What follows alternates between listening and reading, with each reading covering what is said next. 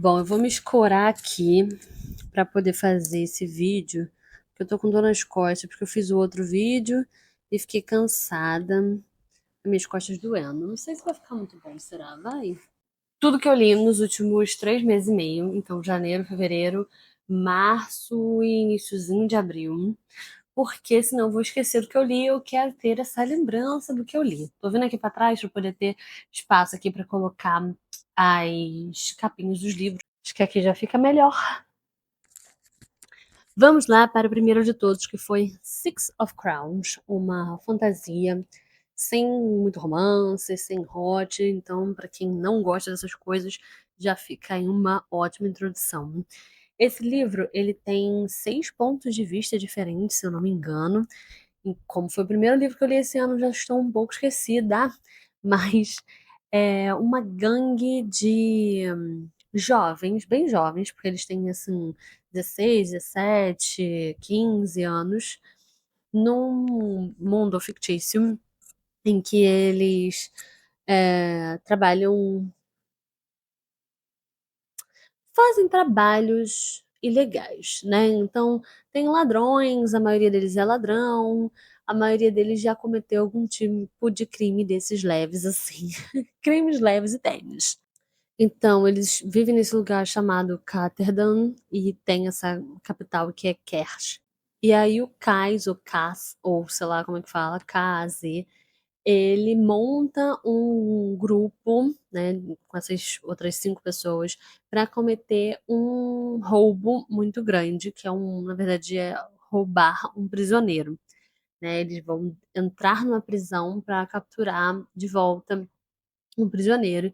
E aí o livro vai ser sobre esse momento dele de planejar essa fuga, né, a forma como eles vão conseguir entrar, a forma como eles vão conseguir sair todos juntos, mas todos eles têm, passados difíceis, porque são pessoas que passaram por coisas difíceis, né, uma delas é uma Grisha que não é um feiticeiro, né, ele é tipo, não tem um nome pra isso, mas é uma pessoa com um ser com poder, né, não é um humano. E aí esses seres, eles são divididos, tem os Grixas sangradores, que é o caso da nossa diva aqui, mas tem outros que mexem com metal, tem outros que vão mexer com água, com ar. Então ele monta essa gangue para poder ir resgatar esse prisioneiro.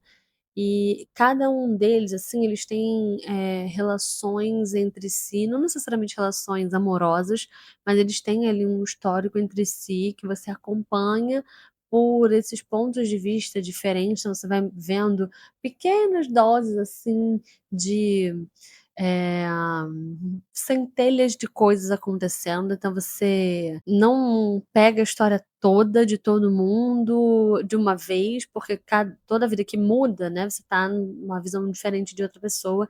E isso, assim, apesar de eu ter achado que é diferente, porque você não fica ali viciado num olhar de uma mesma pessoa, eu achei que eu não me apeguei a ninguém, entendeu? Foi um livro que eu li e que eu fiquei assim: "Ah, tá bom".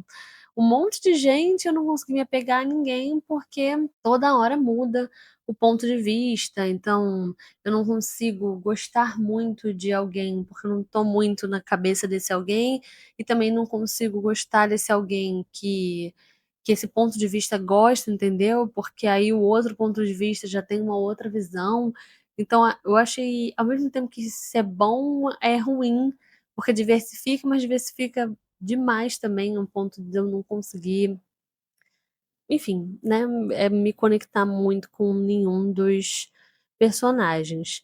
Tem um volume 2 e eu sei que essa autora, a Leigh Bardugo, ela tem outros livros que eu acho que são dentro desse universo, mas esse é o primeiro livro que eu li da diva, então não me deu vontade de ler o segundo, eu não li o segundo, tá lá na minha lista e eu não sei se um dia eu vou ler ou não. Vamos para o próximo, número 2, que foi Sete Anos Entre Nós. Esse está ganhando como o meu segundo favorito do ano até o momento. É a história sobre uma mulher que perdeu uma pessoa que ela amava muito, que era a tia dela, irmã da mãe dela, e ela foi se mudar, e ela se mudou para o apartamento que a tia dela deixou para ela. Esse apartamento, a tia dela dizia que era um apartamento mágico.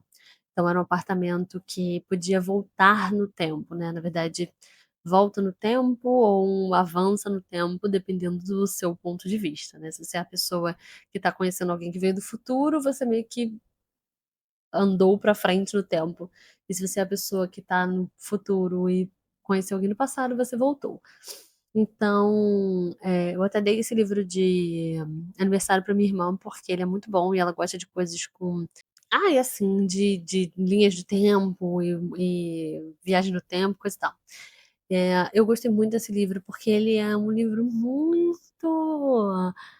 Ele ao mesmo tempo que ele é um livro aconchegante, ele é um livro triste, ele é profundo, mas ele também é levinho. Ele consegue flutuar entre coisas opostas, que eu acho maravilhoso.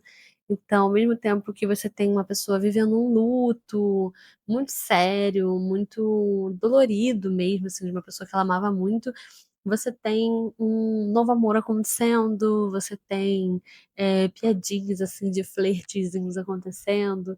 Então, eu gostei muito desse livro por isso, porque eu não acho que você tem que ficar triste para sempre quando você perde uma pessoa, nem que você tem que se culpar por isso e tal, de não estar triste para sempre. Então, eu gostei bastante, bastante, bastante mesmo desse livro, de todas as estrelas que dá para dar.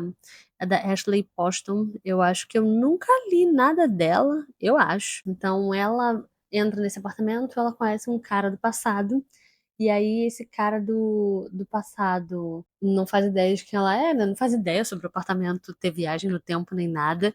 E tem um momento que eles dois acabam se encontrando e que ele fica com ciúme dele mesmo. É muito curioso isso. A única coisa que eu não gosto desse livro é a questão do apelido, porque tem um apelido ali que, assim, talvez em inglês tenha ficado bom, mas em português não ficou.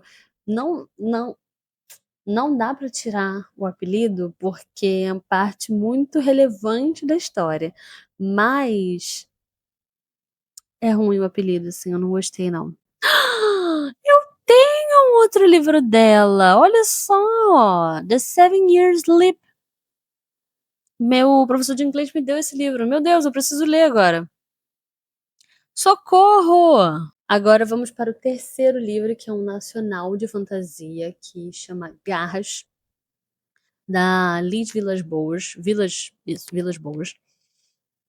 Aqui a gente vai conhecer a história da Diane Decor,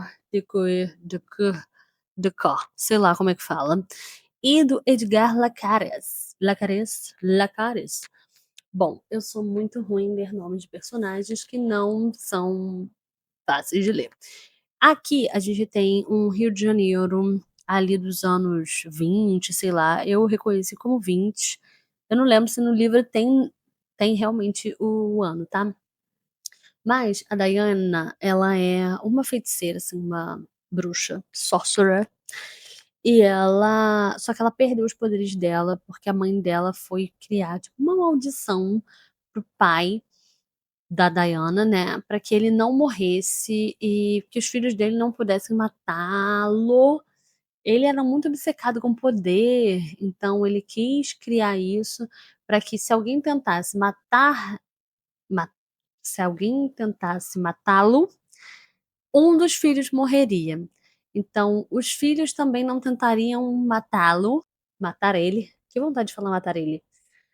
Os filhos também não tentariam nada desse tipo contra o pai, porque eles poderiam morrer, né? Então poderia ser você mesmo, você tentando cometer ali o crime contra seu pai, e aí você mesmo morrer por causa disso.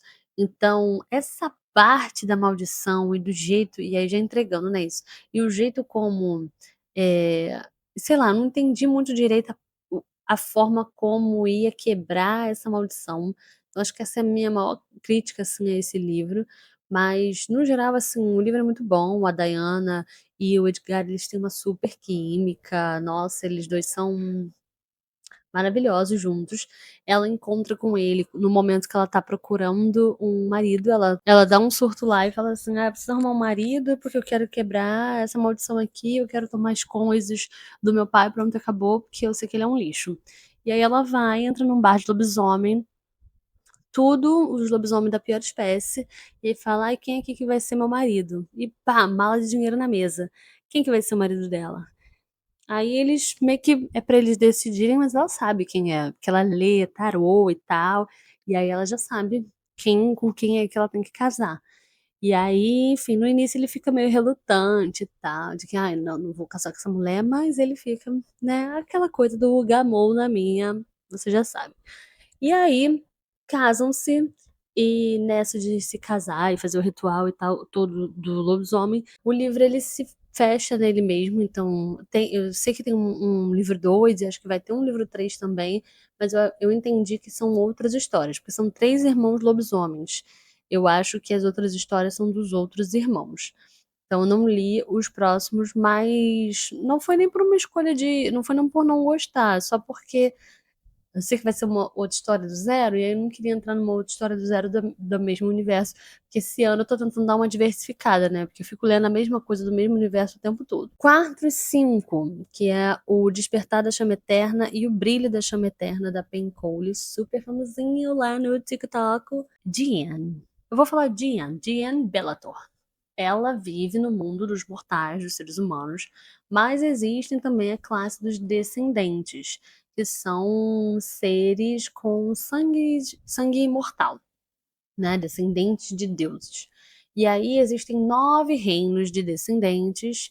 Os descendentes, em teoria, foram criados, né? Tipo, os deuses se deitaram com humanos para criar os descendentes, para que esses filhos fossem os protetores da humanidade. Mas não é isso que acontece, né? Quando tem uma classe acima da outra, a classe dominante faz o que com a outra? Explora. A gente vive isso sem estar no mundo de fantasia. Então, no mundo de fantasia também é isso que acontece. Obviamente, eu não sei o que esses deuses pensaram, mas eles pensaram errado aí. Deu tudo errado.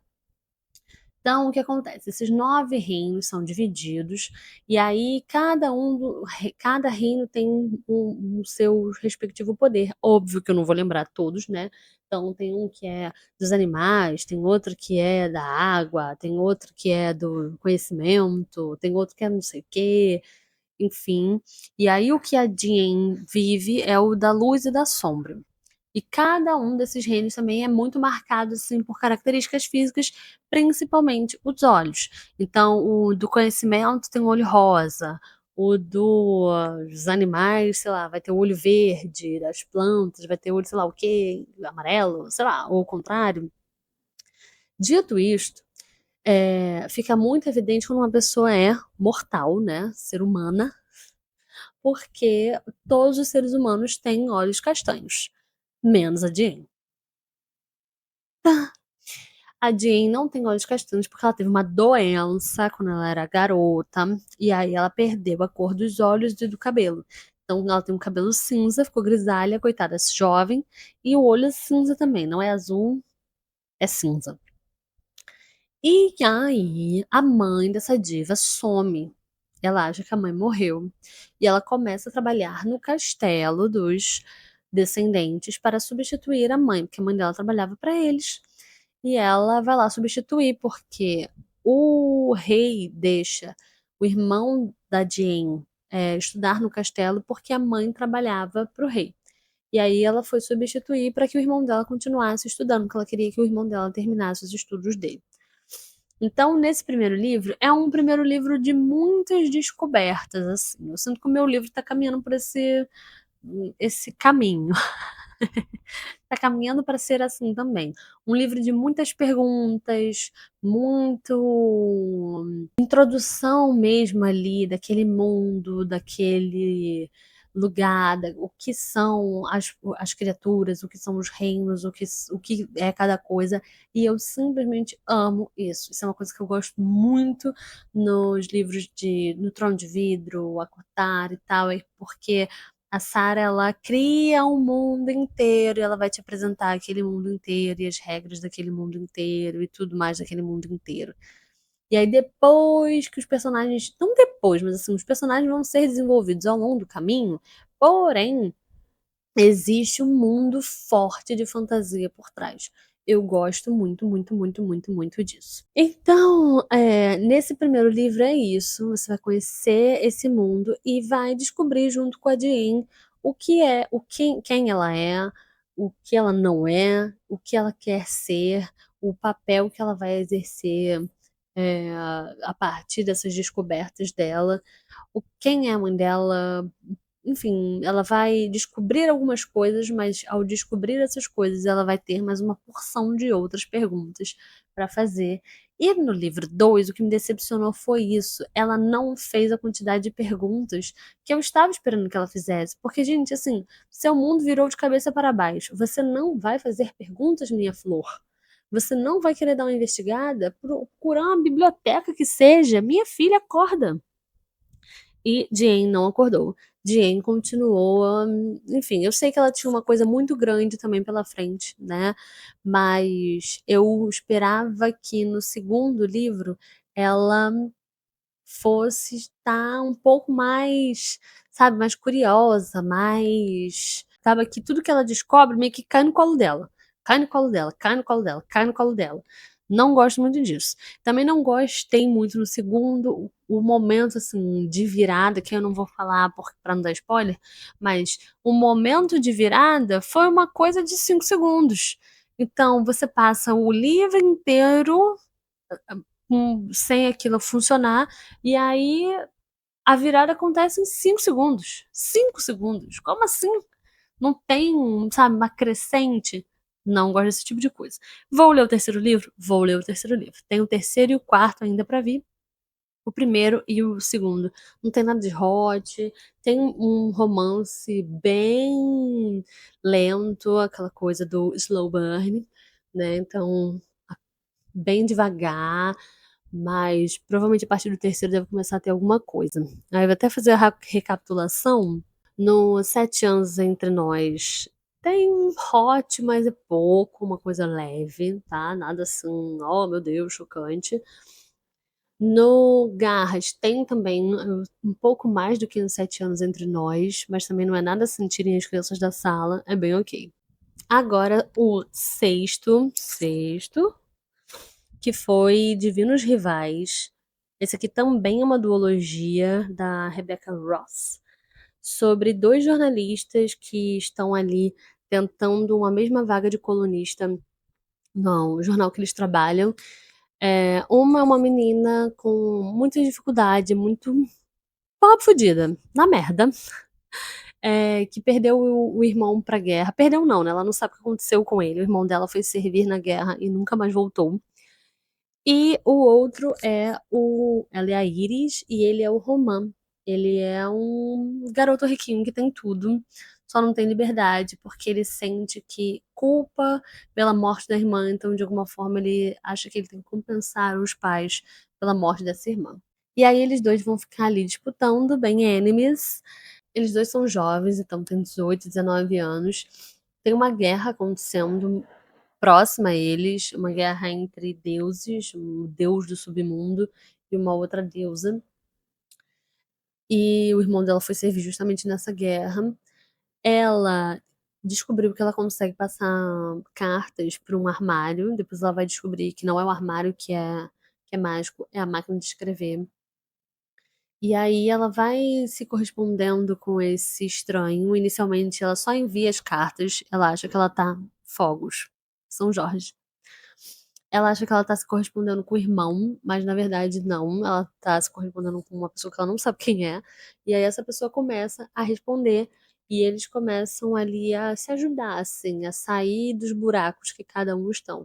A Iris com essa falta do irmão e essa contradição que ela vive dentro dela mesma de admirar o irmão pela coragem de ter ido lutar na guerra por algo que ele acredita e ao mesmo tempo raiva por ter abandonado ela e a mãe dela, que a mãe dela tá super alcoólatra e tal.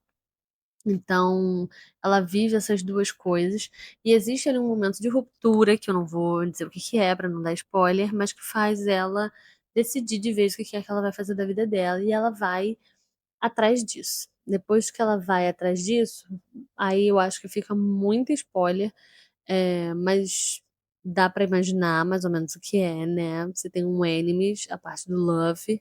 Eu acho que eles conseguem juntos começar a valorizar coisas que eles não valorizavam antes, mas tem esse correspondente, que ela acaba desenvolvendo um sentimento por ele também, né. Então, o Roman tá junto com ela, mas tem esse outro correspondente que ela acabou sentindo algo por ele também, apesar de nunca tê-lo visto e tal, nem saber o nome, mas ela, nas cartas, ela conseguiu desenvolver um sentimento ali.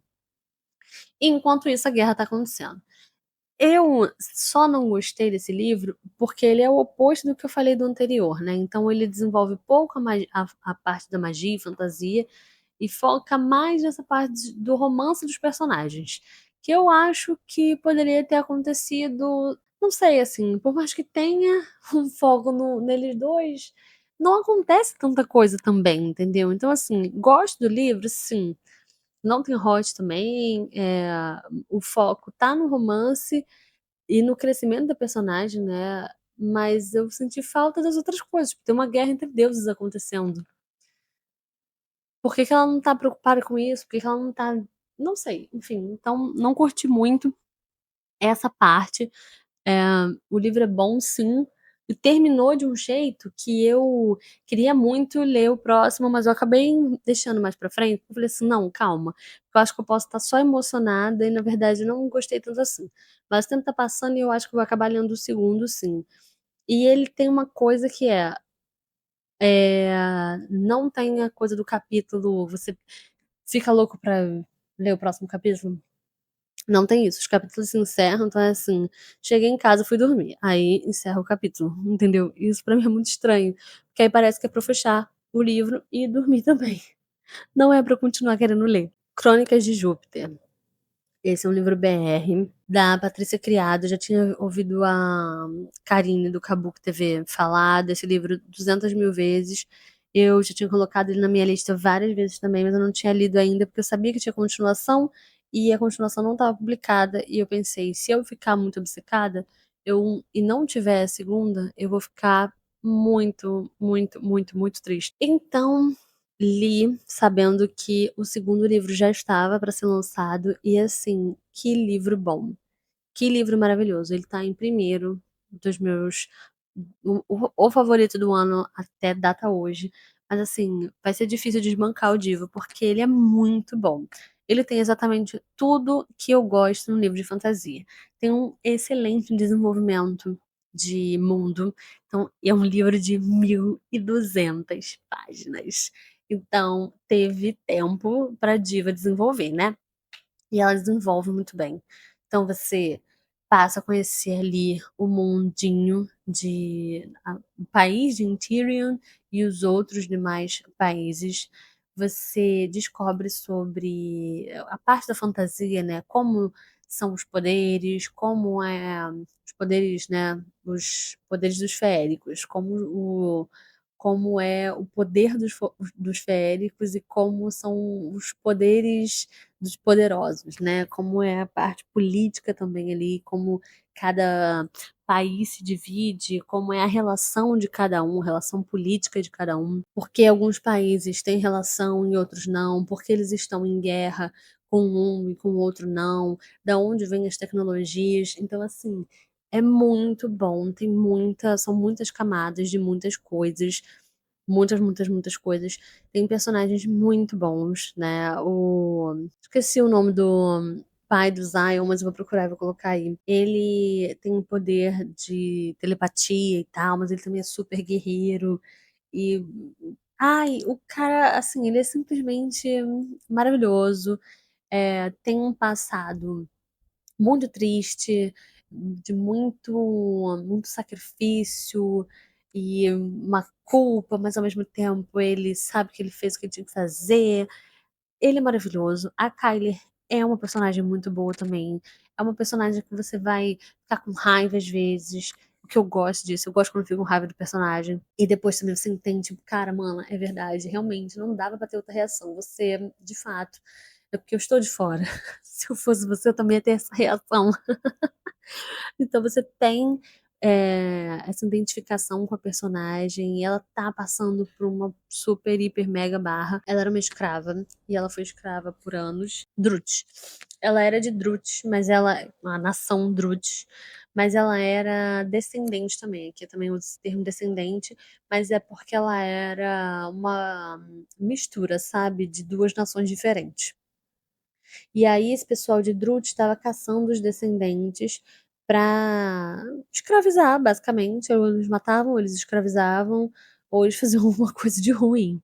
E aí, como ela é curandeira, eles tinham sequestrado ela e escravizado ela, junto com outras meninas que também eram curandeiras, para curar os soldados mesmo da guerra. Então elas eram mantidas com o mínimo, só para elas não morrerem, e eles, quando precisavam, faziam com que obrigavam elas a curarem esses caras, mas elas viviam em condições péssimas, assim, tipo, sabe, imundas, sendo passando por todas as violências possíveis e imagináveis, menos aquela com a letra S, porque eles achavam que eles podiam pegar alguma doença, alguma coisa assim. Mas, tipo assim, só faltou essa também, porque o resto todo, todas que você imaginar existiam. E o livro tem um início, assim, muito gráfico, pesado, assim, de momentos de violência bem, bem, bem ruins, mas que eu achei ótimo. É pesado, mas eu achei ótimo. Achei ficou muito bem escrito, muito maravilhoso. Tá nesse tempo todo sendo escrava, e o Zion, que é um cara de uma nação que odeia a nação dela, que odeia os descendentes, ele encontra com ela e descobre ali um laço de parceria, né? Eu sei que tem gente que tá cansada da coisa do laço de parceria, às vezes eu também tô, mas eu amei. Às vezes eu acho que eu tô cansada, mas às vezes eu acho que é quando não combina. Mas esses dois combinam demais. E aí ele vai, resgata ela, leva ela pra Interion, que é a cidade que ele vive, e casa com ela lá pra ela poder ser uma cidadã de Interion e usar o sobrenome Volus, não sei como é que fala. Então ele volta pra vidinha dele, e ele volta a ser, porque ele é alto, general, não sei das quantas. E ele volta trabalhando no exército. Aí o Divo fica 5 anos sumido, e aí volta como se nada. E eles dois vão começar a desenvolver ali o que que é que eles vão ter de relacionamento, a partir disso, né? A partir de, pô, você me deixou 5 anos aqui abandonado, eu estava na bosta, meu filho. Eu não conhecia ninguém. Eu não sabia o que era essa cidade, quem eram essas pessoas, quem eu era mais, porque eu passei 5 anos sendo escrava. Desenvolver esse relacionamento deles dois, e a real é que ele não pode ficar com ela. E eu acho que contar o motivo seria muito spoiler. Então, eles vão desenvolvendo o relacionamento deles a partir dessas limitações que eles têm. E é lindo, assim, é lindo. É lindo ver ela crescendo e se curando, entendeu? Mentalmente, fisicamente. Ela é uma personagem que pergunta coisas, que quer saber mais, que pesquisa, diferente de outras que eu citei aqui, que ficam assim esperando. Então, assim, o livro é muito maravilhoso. Pra quem gostou de Trono de Vidro, pra quem gostou, assim, pra quem gosta de Sarah J. Maas, esse livro, ele é isso. Para quem se sente órfão de lançamento da Sarah J. Maas, lê isso aqui. Lê isso aqui que você vai ficar assim, ah, não preciso de mais nada, só preciso dessas 1.200 palavras e pronto, entendeu? Então, maravilhoso. Nota 200.000. Noiva é o número 8, e eu acho que eu vou falar só até março para ser um resumo do trimestre. Acabei de mudar de ideia aqui no meio do vídeo. Então, continuando. Número 8, Noiva, da Ellie Hazelwood. É um lançamento, acho que do ano passado, mas que eu fui ler esse ano, e que eu espero que seja uma sátira. Se não for, meu Deus do céu. O livro Noiva vai contar a história da Misery, que é uma vampira, e aí é num mundo, uma fantasia bem urbana assim mesmo. Então, seres humanos, celular, computador, internet, Wi-Fi. Ela inclusive trabalha com tecnologia. Sempre, né? As personagens, as protagonistas da Ellie Hazelwood sempre são bem nerds, assim. É vampira, filha de vampiro, porque os vampiros é, se reproduzem tal qual os seres humanos. É tipo um. É tipo como se eles fossem primatas também, mas de uma espécie diferente, eles não são sapiens sapiens, é tipo isso. E aí tem lobisomens também. E ela acaba aceitando o acordo de se casar com um lobisomem para poder manter o relacionamento dos vampiros com os lobisomens, né? Criar ali um relacionamento legal, um acordo entre essas duas raças que se odeiam e tal, porque tá mudando ali a política no mundo humano, o pai dela tá achando que pode acontecer alguma coisa entre os vampiros e os seres humanos são mais numerosos, então por mais que os vampiros sejam mais fortes, eles podem acabar perdendo, né, numa guerra e tal, eles podem acabar perdendo por serem mais fracos. E os vampiros são bem aquela coisa, galera fria, gélida, faz as coisas tudo por obrigação, nada na vida deles tem risada, alegria, felicidade, nada. E lembrou muito a mim dos filmes de Crepúsculo, né? Que eu tô toda hora assistindo, mas tenho que fazer a crítica, que é aquela coisa assim, meio pedra de cooling, sentando na mesa com os dois dedos, uma cara assim meio. Então, acredito eu que a inspiração venha daí. E os lobisomens não, já são aquela galera mais do churrasco, gente boa e tal. E gostam de curtir, são mais engraçados. E acaba que a Misery e o Louie se casam em nome desse acordo, mas eles vão se separar depois de um ano e vai ficar tudo bem. Óbvio que eles desenvolvem um relacionamento de verdade, né? Nesse casamento forçado.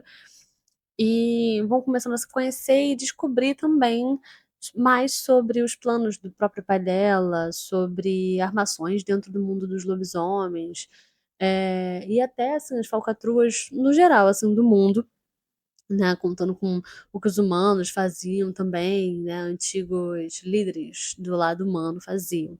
E ela tem uma amiga também que some, e ela só aceita, na verdade, se casar com o Louie porque essa amiga dela sumiu e ela viu o sobrenome dele numa das anotações dela. Então ela pensou, putz, deve ser esse cara que roubou minha amiga, que sequestrou minha amiga. Vou casar com ele pra descobrir. Bem normal, né? Mas assim, no geral, o livro, ele é um bom livro, um livro nível L. Hazelwood, engraçado, divertido, bom de ler, mas tem umas partes da fantasia que dá muito vergonha alheia. E assim, pra quem leu, é o negócio do nó.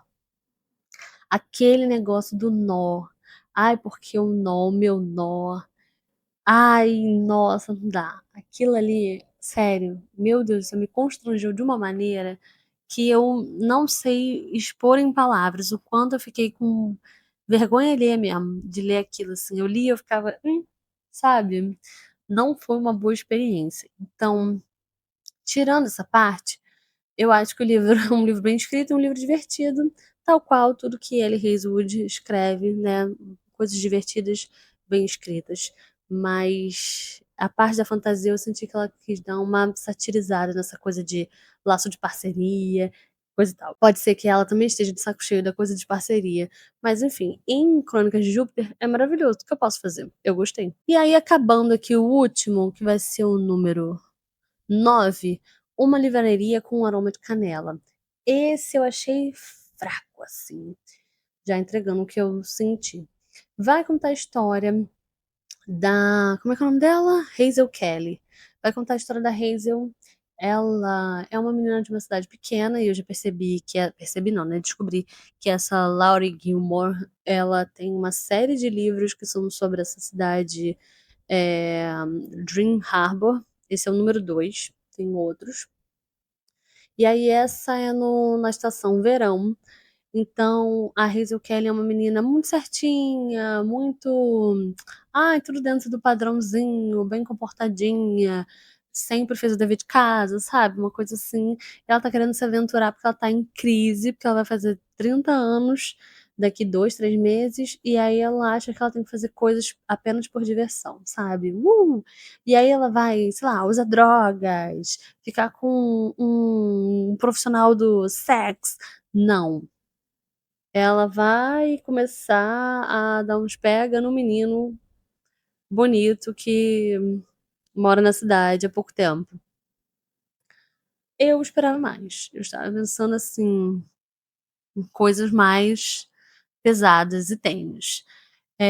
Mas basicamente é isso. Então ela pega um livro, ela trabalha numa biblioteca, numa livraria, na verdade, e aí ela percebe que um dos livros está de cabeça para baixo e com rasurado, assim, marcado. E ela fica: "Oh meu Deus, quem será que fez isso?" E começa a achar que é alguém tentando ou sacanear ela ou de alguma forma mandar pistas pra ela, e ela tá nesse momento de crise. E aí ela conversa com esse cara, que é o Noah, sobre ela tá em crise, sobre querer se aventurar, e como ele é um cara que não fica com ninguém sério, ele só fica com as turistas da cidade e tal, ela pensou: "Nossa, vai é aqui mesmo". E aí ele fala: "Não, super, vamos lá, vamos super curtir, vamos super nos divertir, e uhul, nada sério". Mas o que ele realmente quer há muito tempo é ficar com ela. Ele há muito tempo tem vontade de ficar com ela, ficar sério com ela. E aí, enfim, eles 2 vão seguindo essas pistas dos livros, porque elas continuam aparecendo, e o acordo é que até o dia do aniversário dela eles sigam isso juntos e se divirtam juntos. Mas assim, é muita insegurança, sabe, é muita, muita, muita insegurança. É o cara falando pra ela, tipo: "Ai, nossa, você é linda e gostosa", e ela fica: "Ai, não, ele não acha que eu sou linda e gostosa, ele não sei o quê, não sei o quê, não sei o quê". Ai, é demais, assim, é demais, é de um jeito que me não consigo me ver desse jeito, sabe. Eu tenho 29 anos, essa é a minha idade, e eu não consigo me ver desse jeito, entendeu. Eu sei que existem mulheres muito seguras, muito mais velhas que eu até, mas eu não consigo gostar, entendeu? Não consigo. Por que que você não vai se sentir seguro, entendeu? Mesmo que você não seja linda e gostosa mesmo, porque a vida não é só sobre isso. Mas por que ficar se sentindo insegura e dependendo de um homem pra você conseguir se sentir segura? Porque no fim das contas, é ele que traz a segurança dela, sabe? A gente não tem que ficar dependendo disso pra se sentir bonita e segura. E aí militei, entendeu? Tive que militar. Não gostei do livro por causa disso. Assim, em alguns momentos me esforcei a terminar. Como ele é um livro curtinho, eu não precisei me esforçar tanto, porque ele é curtinho, você lê rapidinho. Eh, é isso. Aí tem uns hot lá, é 100% focado no romance. Não falei do da Ellie Hazel. Eu sempre esqueço disso, gente, de falar essa coisa do hot. No da Ellie Hazel tem, né, porque é óbvio que tem, porque é Ellie Hazelwood. Tem vários hots. No Crônicas de Júpiter também tem, mas não é muito não, é pouco, assim. E é um hot bonito, no momento que tem que acontecer, porque estamos falando de adultos. Mas não é nada assim, tipo, toda hora. O da Ellie Hazelwood acontece bem mais. E esse aqui também é basicamente isso, né? Escorregou, já sabe. Então, vamos parar por aqui. Não vou entrar nos de abril, não, porque eu acho que eu vou fazer por trimestre, que aí fica mais fechadinho, né? Então, é isso. Um grande beijo. Eu gosto muito de falar dos livros que eu acabei de ler. Eu vou ver se os próximos eu faço assim que eu tiver lido, pra não ficar, para não ficar me esquecendo. Então, tchau.